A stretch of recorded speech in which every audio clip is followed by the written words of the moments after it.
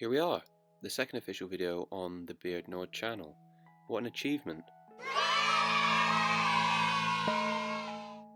So yes, in today's video we're going to take a look at my top 3 video game locations on the Nintendo Switch. Specifically why they're my favourite locations and why you should experience these as well. What are the games? Well, it's Skyrim, Mario Odyssey, and of course Breath of the Wild.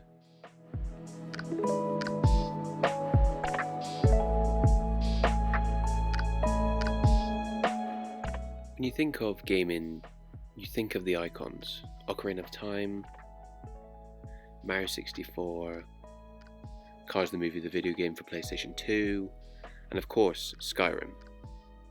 Originally released on the 11th of November 2011, Skyrim ended up coming to the Xbox 360, Xbox One, PlayStation 3, PlayStation 4, PC, and even the Nintendo Switch. Essentially, with every console release, you can guarantee a re-release of this and Resident Evil 4. Skyrim houses some of the most legendary locations within gaming, but what stands out the most to me is the College of Winterhold.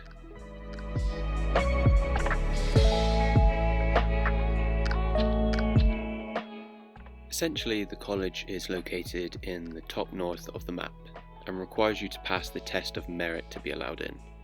If anything showed off the theme of the game the most, it would have to be the College of Winterhold due to its mysterious aura and magic which flows through its halls. My favourite element of the college has to be the dormitory. While the college itself gives off strong Hogwarts vibes, it's the dormitory which really captures the essence and gives off this sort of cosy feeling.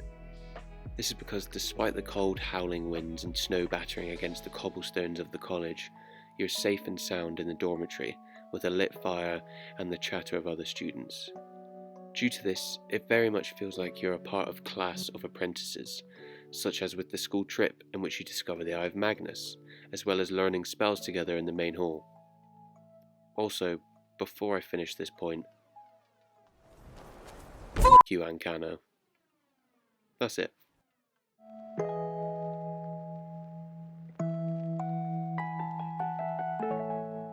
It's rare that we get a somewhat open world Mario game.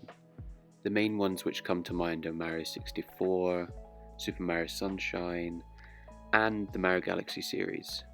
However, with the release of the Switch, it brought about the need for an accompanying Mario title, one which raised the levels and showed what the system could do. Cue Mario Odyssey. Popping colours, lovable characters, and of course the typical story of Bowser kidnapping Princess Peach again. Each location is like its own self-contained world, and truly gives you that feeling that Nintendo poured their heart and soul into the geography and architecture of Odyssey. However, the kingdom which sparked this idea for me was actually one of the first you visit. After the Cap Kingdom, I was worried that the game had lent more into a more mute colour palette, but this quickly changed. The Cascade Kingdom. So full of life and sounds and pure unadulterated joy. Upon my first visit to the kingdom, I was flooded by a feeling of wonder as to where the moons were hidden, as well as what I could possibly find. Plus, there's a bloody T-Rex. Like, why? But I guess why not? One of my favourite things about this kingdom is when I first played it and discovered how to manipulate Mario's moveset.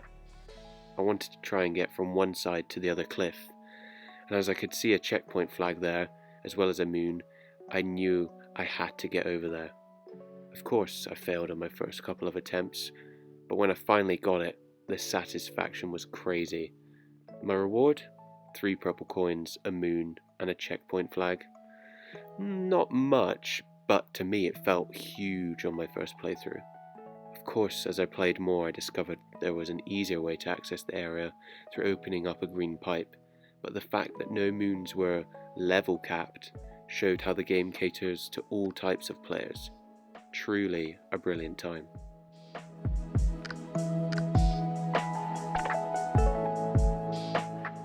Wow, what a surprise. My last 2 videos feature this game, but you wouldn't guess it's one of my favourite games of all time. But you know what? Any excuse to gush over the game is good, so prepare. Deciding on one specific location from Breath of the Wild as my favourite was hard, as it's the combination of each area of the map which results in the land of Hyrule feeling connected and alive. However, if I had to choose one area, it would have to be Hyrule Field itself.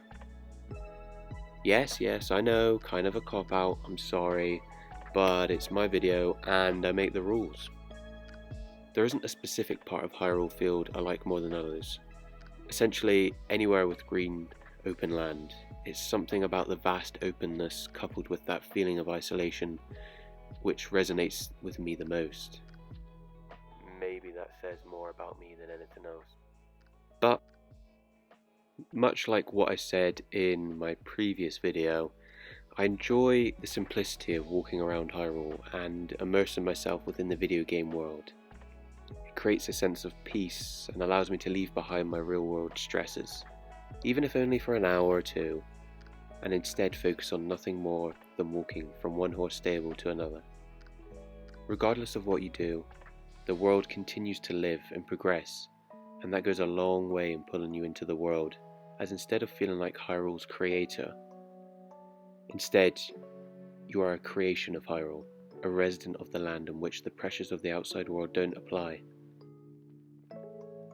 Instead, it creates a feeling of endlessness, as well as a mystery. Mystery to what the land has to offer, what secrets you might come across, or simply the way the world interacts with you differently every time you pass through.